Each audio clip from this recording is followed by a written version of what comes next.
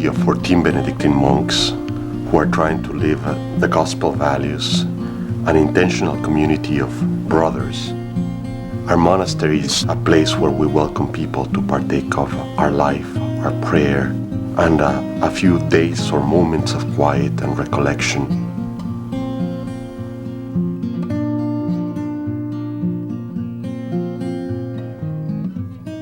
The wise tell us that God abides in silence,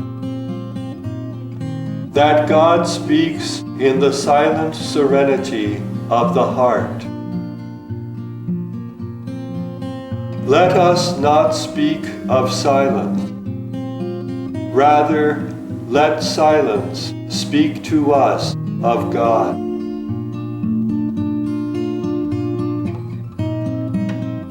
We are really trying to discover together how our monastic life can really touch the kind of world that we're living in. Not to distance ourselves from reality, but to encounter reality on a deeper level, on a level where we can really embrace it, where we can really offer our true self that includes our brothers, that includes the society around us and all the world that we're living in. Perhaps we can be a sign to people that it is possible to live in a peaceful way, in a nonviolent way.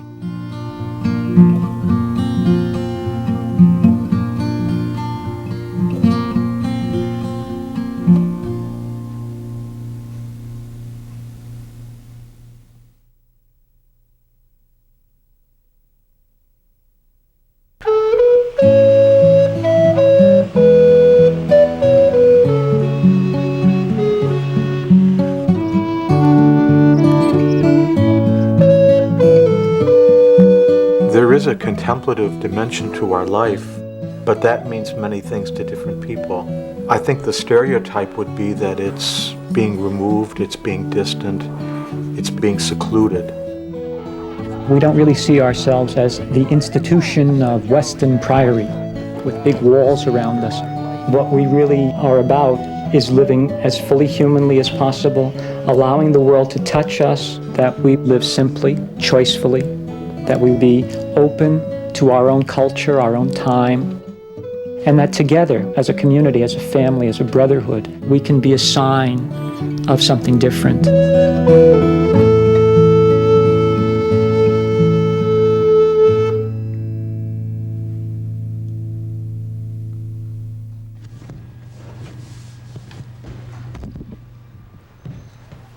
We have structure in our monastic life, but our life is not overly structured. We have enough structure to help us to move through the rhythm of the day, the rhythm of the seasons, the rhythm of our lives in a way that's helpful to our growth. The elements of prayer and work and relaxation, personal time, play, all of these elements really offer the balance of each day and then in the long run of a lifetime. It gives a lot of rhythm, and while there is a structure, the structure enables, the structure invites us into it, but it's life-giving, it's living. Lord, have mercy.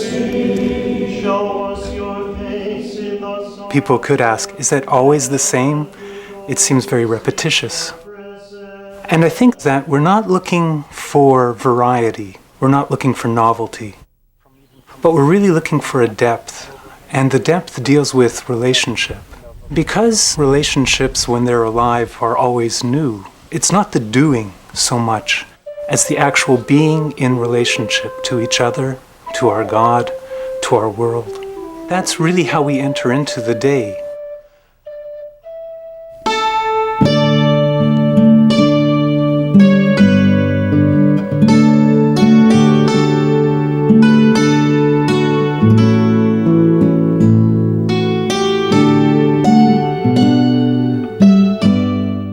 As a Benedictine community, we're part of a tradition that is over 1,500 years old.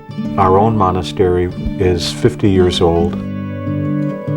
Weston Priory was founded by a monk, Brother Leo, who originally came from Germany. And he founded our monastery by borrowing some American monks from other monasteries, since he had no one to send. When Brother Leo first saw the place, what was here was a very tumble-down house that had been abandoned. There was shrubs growing up all around, a swamp in the front, a swamp in the back. Very, very wild, very inaccessible. And, well, Brother Leo thought this was just ideal as a place to start his monastery, mostly because he could afford it, I think, but also because of the wildness, the kind of quietness of the place.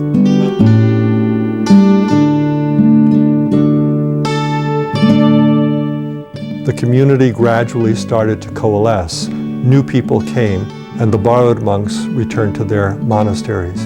Over a period of the first 11 years, the community started to achieve its own identity, living some of the hopes and dreams of Brother Leo, who hoped that each brother would be equal to the others. A community whose life was imbued with prayer and who welcomed anyone who came.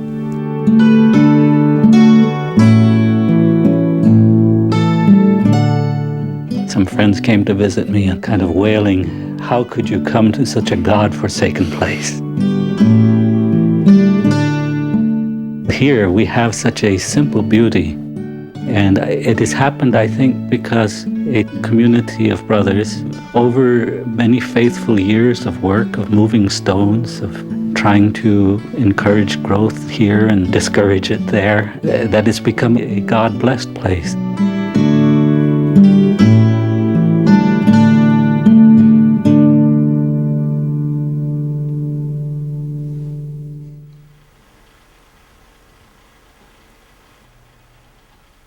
Some of the commitment in the monastic life is to live simply. And part of that simplicity we feel in this community is that needs to be reflected in your environment as well, so that you can live it within yourself. Everywhere in our house, if you wander around, you'll notice the walls are basically some form of white and a lot of wood. Mostly, I guess, to reflect that sense of simplicity, to help us to be aware of how we want to live. It's kind of a peaceful feeling. So many people say they open the door and they come in and they say, oh, how peaceful and how warm. What a nice place. For myself personally, when I come in, I feel the community more than anything else. I sense the presence of the community here.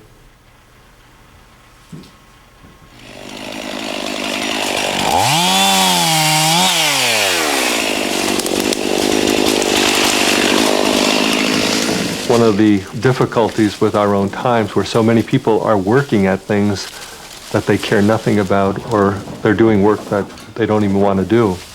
I think the gift that we have in our community here is that we are able to determine the work that the community will support itself with. Through our work, we become involved and we touch the reality of life and of one another.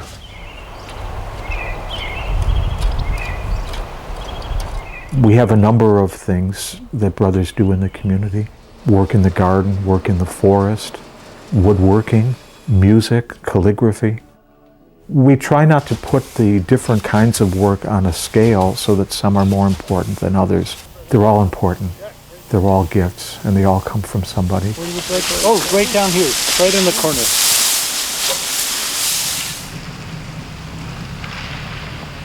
I like gardening. Gardening is a gift, but it's also a mystery. It's because in my theology, God is everywhere. I find each brother has a gift. Some do crafts, some do forestry, where I feel whatever produce I can bring in, or Brother Daniel or Brother Peter, it's nice to have produce from your table, from the garden to the table. When you're working close to the soil, it's helpful, it's healthful, and it's very spiritual.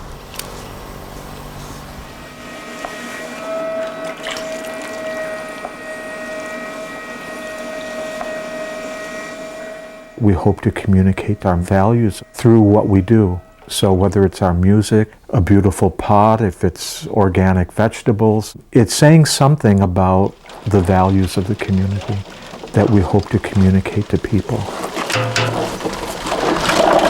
Oh, yeah. All right, that's good. That's looking good. Yeah, that's good. All right.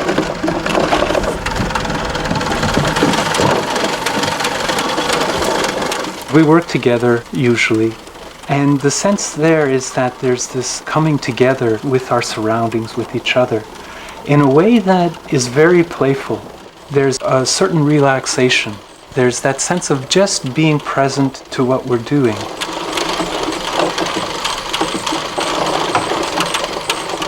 I think that one still needs to be gotten.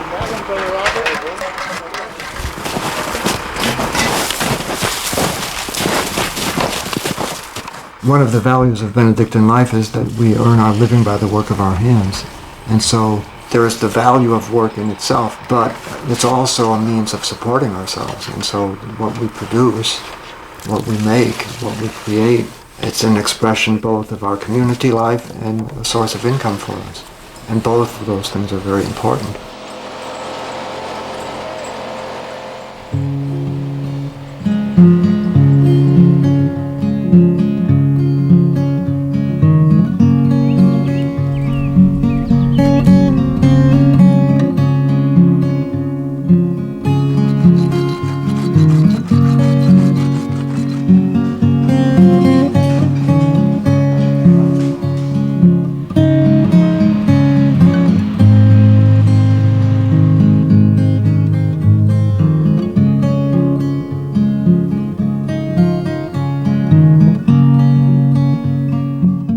Being rooted in the land is very important to us. When we look at the land, the first thing that we see is beauty. The second thing that we see is gift. It's all a gift. And it inspires gratefulness. It inspires us in return to offer gifts to others. I think all the brothers love the outdoors. It's a place in which I find myself able to be quiet, to enter more deeply into my heart, to really reflect on our life from a quiet place, not from an anxious place. A place where I can come just to simply be with myself for a while and to encounter God who speaks in so many different languages.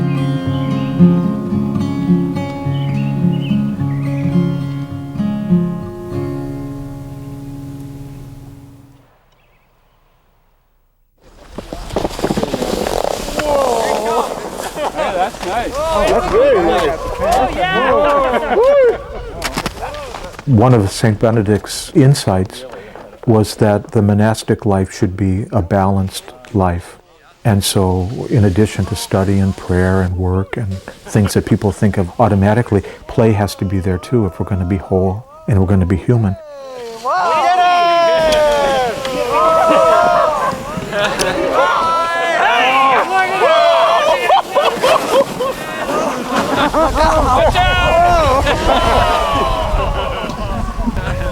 We do take ourselves too seriously sometimes. Thankfully, we have brothers who can remind us of that. You know, you need to lighten up a little bit. It's your fault! You did that! I did it! You did it, When our founder came here, this was an abandoned farm. He had a vision in seeing that this could be a monastery. His view was, don't build a monastery from some great vision in your head. You know, a monastery is supposed to look like this. He said, have the people and then build what you need for the life with the people you've got. And so our monastery... The monastery is not meant to be a closed society. The monastery should be open to the world and to the people who come. I think Benedictine hospitality is unique because it's rooted in a life of prayer. Sisters and brothers, lift up your hearts and let us give thanks to the Lord our God. It is right to give God thanks and praise. On this, our Pentecost feast, O God, we give you thanks and praise for the gift of your Holy Spirit. When people come here for prayer or when they stay for an extended time on retreat, we don't give spiritual direction, but we let the prayer speak for itself. Alleluia.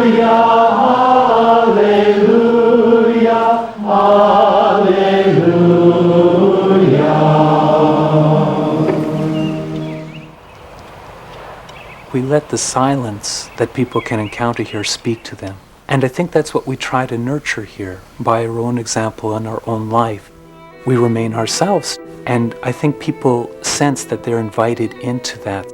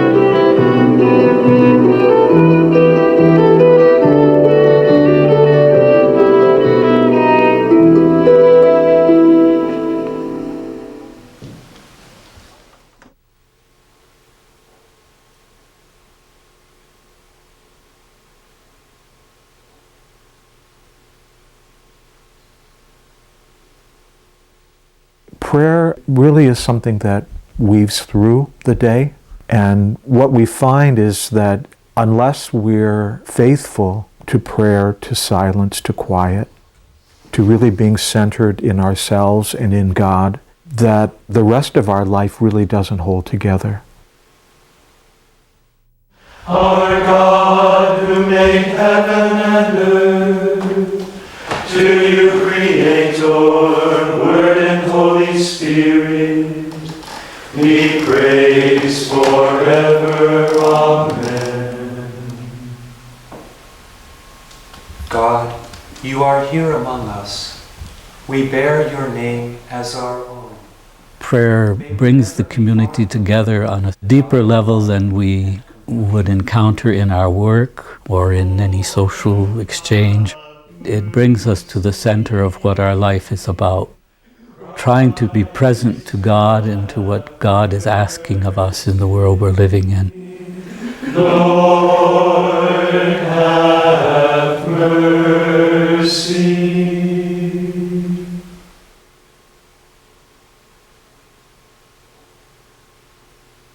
As fragrant incense, and may our lives become immersed in gratitude for the blessing which your In our prayer, we're always singing. And in our singing, we form one voice as a community of brothers. And there's something about singing together that takes us onto another plane of being that's transforming. longing to be Spirit alive, very life of God be rooted within us. People will often comment on what a unique sound the brothers make. People say, well, it sounds like one voice. We do try to live with one heart. And I suppose that there must be an effect of living with one heart, and then the sound of our voices together sounds like one voice.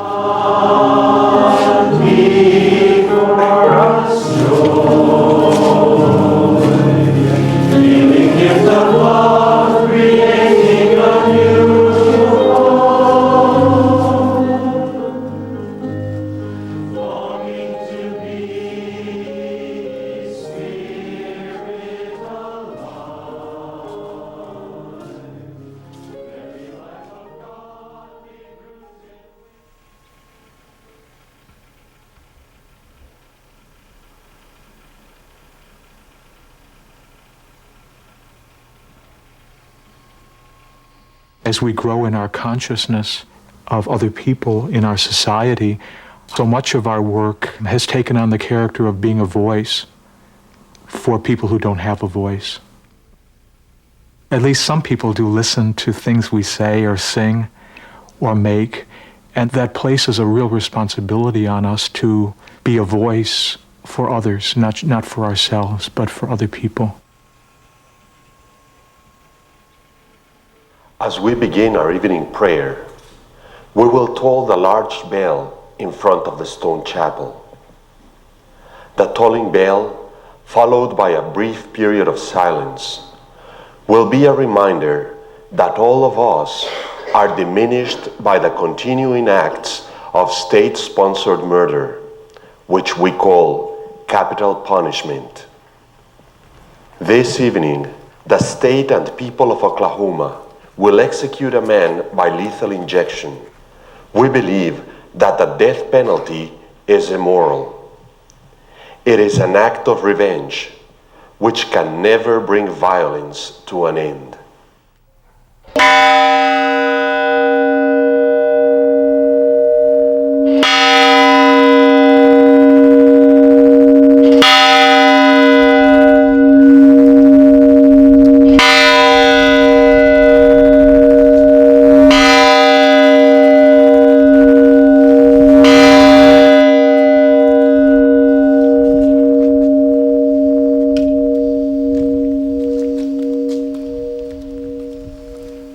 As a community, we're trying to grapple with the depth of injustice and pain and hatred in the world, and to look there and to see the seeds of the future, that somehow, if we don't look at it, we'll never see the ability to heal.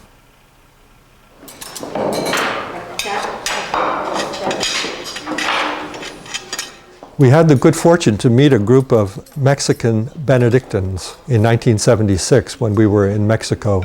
The sisters are all indigenous Mexican women, most from small villages where they work with the poor. They have opened up to us the reality of people who have no value, it seems, in their own society.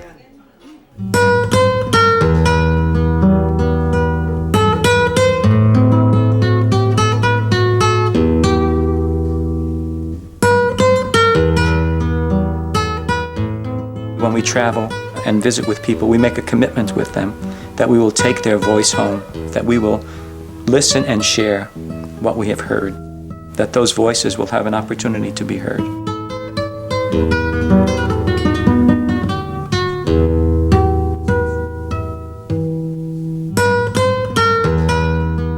The trips to Latin America, as painful as they are, they teach us because they do move our heart. And it's not that we are going to solve problems. Perhaps there are no solutions. It's just that we touch the opportunity to love, the meaning of solidarity, and the meaning of who we are and who we can be and become as monks. Mother Teresa said, we are not called to do great things, but small things with great love.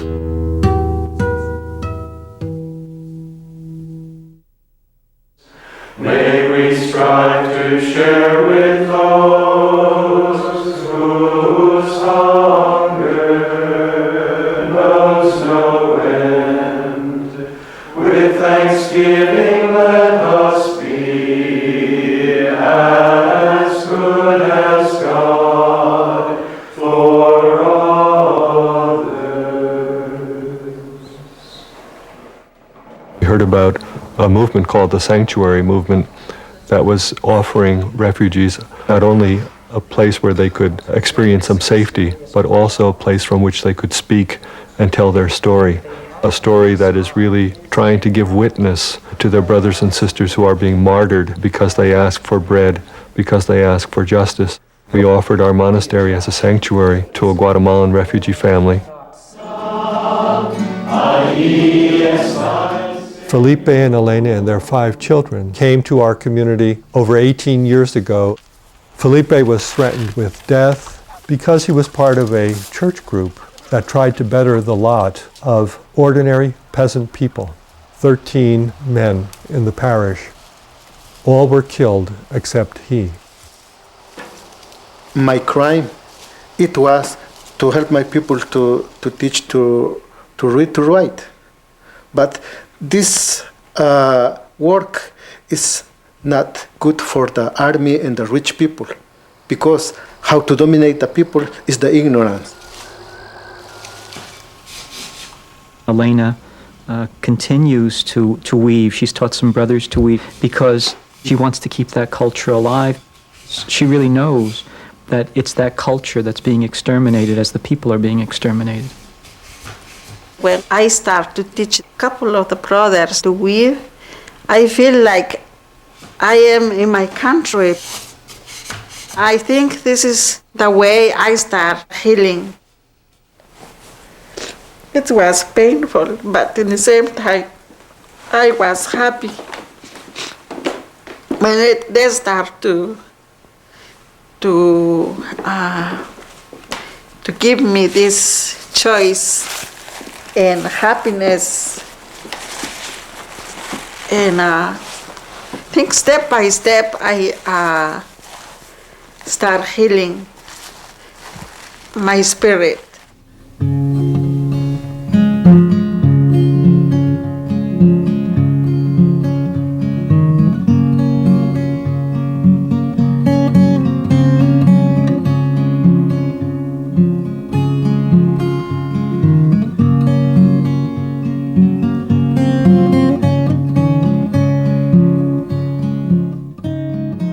These are people who have come very close to death and in their life now can only think of giving and not forgetting those who were killed and not forgetting those who still suffer. In being open and in receiving them, we have received so much more than we have offered.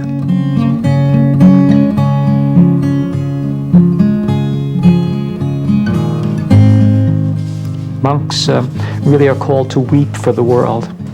All of us, not only monks, are called to breathe in all of the pain and the suffering of our world and to really allow that to touch our hearts and to breathe out something changed.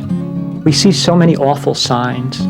Why is it that we find it so easy to spend billions on weapons and destructive things?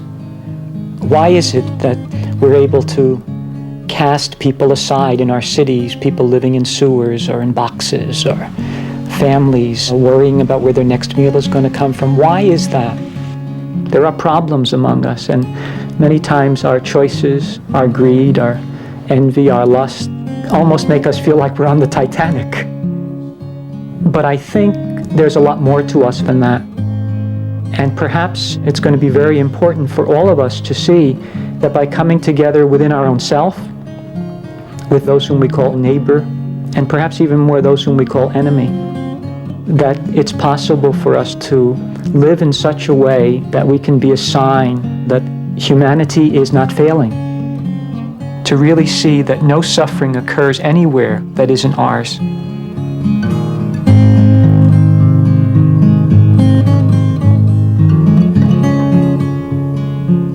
I experience our life as a wonderful life. That doesn't mean it's easy. It really takes a lot of work, the capacity to trust, the growth in honesty, the willingness to visit pain within ourselves and outside. It's a way of really putting our heart out there and trying to make it one. As a community, there are moments when we touch pain that become hard, when we touch anger, when we face conflict. But our life is much greater than that. It's a real joyful life. It's a meaningful life. And I would hope that people find in their lives something of what we do find in our life here.